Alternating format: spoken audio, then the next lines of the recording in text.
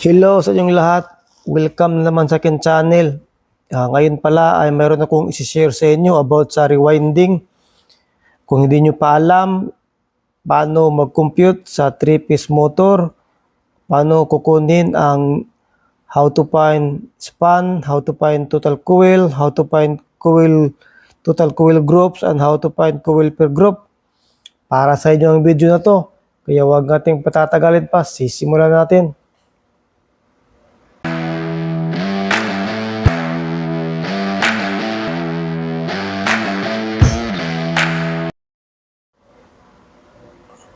Gumawa ako ng video nito para to sa mga nag-aaral pa lamang at baguhan na wala pang idea kung paano kukunin ang number of span or paano computein. Kaya huwag nating patatagalin pa, sisimulan na natin. Bali dito, mayroon akong example dito. Ang example ko ay 3-piece motor, 4 poles at mayroon siyang 36 slots. Kung paano natin malaman ang number of span or how to find span or pitch? Ito lang ang kanyang formula.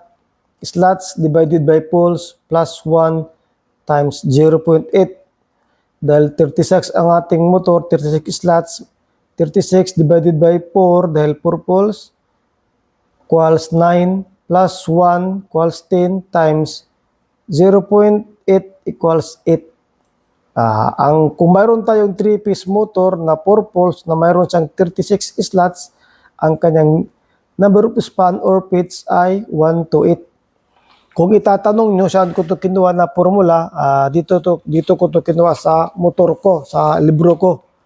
Ito i-recommend ko to sa inyo kapag kayo nag-aaral ng gusto nyo matuto sa rewinding itong libro na to. Bali, babasahin ko muna. Ito yun na pinicturean ko tapos print ko. The span of the coils is another way of determining the number of a motor's poles. The approximate span is found using the formula slots divided by poles plus 1 times 0.8 equals span. Continue natin. A 4-pole 36 slots motor can have 1 to 7, 1 to 8, or 1 to 9 span, depending on the manufacturer's design. Pole span or pitch is found using the formula slots divided by poles plus 1. Ito yung pole span niya, bali. Tapos, the span of most motor is 80% of pole span. Kaya bali, ito yun na kinuha ko na formula. I-share ko lang sa inyo para magkaroon din kayo ng idea sa hindi pa marunong. Ngayon naman sa find the total coil, 36 slots divided natin sa 2. Bakit to? Kasi sa construction ng coil, ganun yan, di ba? Dalawa ang kanyang makukonsume na slots sa beginning tapos sa ending, bali. Kaya 2. 36 divided by 2 equals 18. Ang total coil niya. Sa find the total coil groups naman, i-multiply lang natin ang piece sa poles. Dahil 3 piece siya times 4 poles equals 12. 12 total groups. Sa find coil per group naman, 18, yung kinuha natin 18 total coil divided by 12 kasi 12 total groups siya equals 1.5. Dahil may 0.5 siya or pataas niyan, i-run off natin yan sa 2. Bale, ibig sabihin nun, mayroon siyang coil na 1 or single, mayroon siyang coil na 2 or double. Single, 1 coil per group at mayroon siyang 2 coil per group or single coil per group at 2 coil per group. Kaya divide lang natin yung total groups niya na 12, ang 6 doon ay single, kung makikita nyo, tapos yung 6 naman doon ay double. Bali, sa total groups na 12 niya, kasi 3 piece siya, piece A, piece B, piece C, sa total coil groups niya 12, ang 4 noon ay sa piece A, ang 4 naman pa sa piece B, at ang 4 naman sa piece C. Tapos mayroon siyang coil per group na single, double, single, double. Ganun ang mangyayari. Kung i-add natin yung 6 na single, 6 na double, 12 siya, di ba? Dito yun nagsimula. O dito yun kinuha. Tapos, mayroon akong ginawa dito, nagdo-drawing ako para ma-guide kayo. Ipapakita ko sa inyo kung dapat tugma siya ha. Ito lang. Ito na bali yung gumawa ko ng 36 slots. Bibilangin natin. 1, 2, 3, 4, 5, 6, 7, 8, 9, 10, 11, 12, 13, 14, 15, 16, 17, 18, 19, 20, 21, 22, 23, 24, 25, 26, 27, 28, 29, 30, 31, 32, 33, 34, 35, 36 slots siya. Mas komportable kasi ako kung ganito kaysa yung pabilog. Pero kung saan nyo gusto, saan kayo mas komportable, pwedeng ganito ang gawin nyo. Ito, kaya ko to ginawa dahil ipapakita ko sa inyo. Kapag magawa na kayo ng ganito, tapos mali yung compute nyo, malalaman nyo yun kasi hindi siya magtugma, hindi magmatch yung coil nyo, hindi nyo may pasok lahat sa slots. Posibleng magkulang yung slots, tapos, or pwede rin sumubra yung slots. Ibig sabihin, kumbaga may coil ka pa, tapos ubos na yung slots, o di kaya ubos na yung coil mo, pero mayroon pang slots. Ganun, no? Kaya bibilangin natin, mag-i-start tayo sa 1 to 8 yung, kasi dito single, double, single, double. Wala namang problema kung mag-start tayo sa double. Baliktaran lang, walang problema yan. PSE mo lang muna ang gagawin natin, ha? Mag-start tayo dito ng beginning, 1 to 8 siya, no? Magbibilang tayo 1, 2, 3, 4, 5, 6, 7, 8. Dito natin ipapasok. Ito yung beginning, ito yung ending. Pag 1 to 8 yung slots, kasama yun sa bilang yung unang pasok mo, ha? Tapos ang second coil naman niya dito, papakita natin dito, double naman to.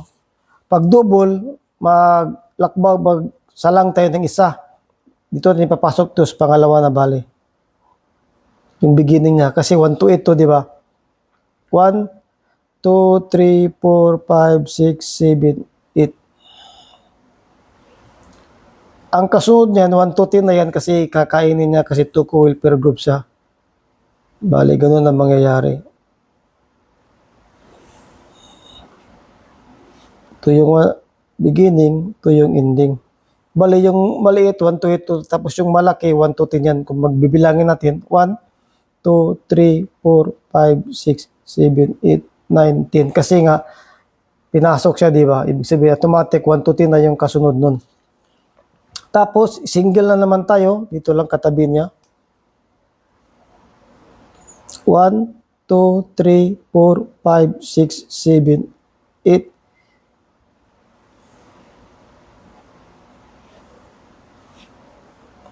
Ito yung beginning niya. Ito yung ending niya. Ito na yung panghuli. Gaya ng sinabi ko kung kanina, kung mali yung pag-compute nyo, hindi siya matugma dito sa ginawa nating slots, no? Either sobra or either kulang. Dahil to, single, double, single, double naman tayo, mag-space tayo ng isa. Dito natin papasok yung 1 to 8.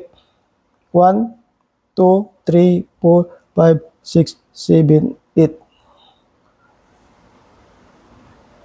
Dahil to coil per group siya, may isa pa yan. Ito yung beginning, ito yung ending. Kaya kung makikita nyo sa 36 slots na occupy niya lahat, no, sa PSE pa lamang niya. Kapag mali yan, may sumubra sa yung coil or nagkulang yung slots mo, sumubra man, mali yung pagkakampute nyo. Sa PSE pa lamang to, dahil naipasok natin lahat sa PSE, so, automatic, pasok na rin to ang PSB at saka sa PC.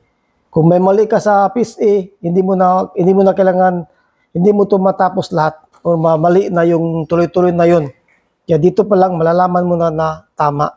Mayroon ako papakita na drawing, kasi dito kasi ako komportable na ito papakita ko sa inyo. Ganito siya yung sinabi ko na yung pabilog. Ganyan.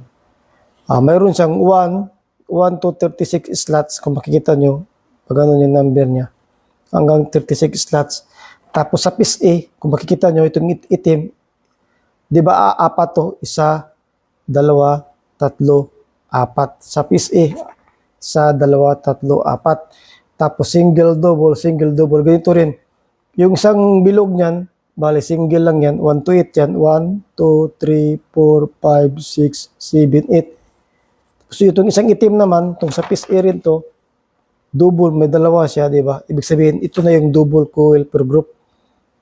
Kung makikita nyo, yung maliit, 1 to 8 lang yan. 1, 2, 3, 4, 5, 6, 1, 2, 3, 4, 5, 6, 7, 8. Tapos yung malaki, automatic 1 to 10 na yan.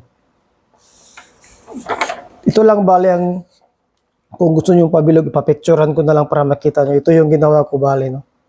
Mas madali kasi siya kaysa, okay, madali lang naman to pag marunong ka na talaga. Kaya ko to ginawa para sa mga beginners, baguhan pa lamang ganun. No? Ganun sa piece A, itong itim, puro to piece A, apat na grupo siya, tapos ang kanyang coil per group, mayroong single, mayroong double. Single, double. Sa piece B naman, kung makikita nyo itong piece B, makikita nyo yung piece B, apat rin, isa, dalawa, tatlo, apat. Sa piece B. Sa dalawa, tatlo, apat. Tapos sa piece C naman, kung makikita nyo itong piece C, meron rin. Isa, dalawa, piece C, sorry, ito, piece C. Isa, tapos dalawa, tapos tatlo, tapos pang-apat. Ganun. Ganun lamang, no? Sana ay nakatulong sa inyo ang video na to. Papakita ko sa inyo to, screenshot nyo para madali nyo makita. Yan na. At tapos sa ibabaw naman ganito lang. Kumbaga mayroon kayong may encounter, baka maiba yung number of span kasi sa motor kasi gaya ang sinabi dito, depende sa manufacturer, no? Sa pag-design ng manufacturer. Tapos, mostly sa mga 36 slots na 3-piece na purples, na dito lang sa 1 to 7, 1 to 8, or 1 to 9 ang kanyang span. Kasi ang 3-piece kasi mayroon kasing winding niya na lap winding, mayroon ring concentric winding, nagkakaiba yun. Kaya, sana ay nakatulong sa inyo ang video na to. At yun lamang, maraming salamat. Bago ko pala tapusin ito, gusto ko lang sabihin sa inyo na same lang ang kanyang number of turns at saka size of wire. Wala tayong babaguhin yan. Unless na lang kung babaguhin mo ang kanyang power, ang kanyang speed at saka kanyang voltage. Yun lang nababago. Pero kung same lang, no need na para palitan yung size of wire at saka number of turns. Maraming salamat.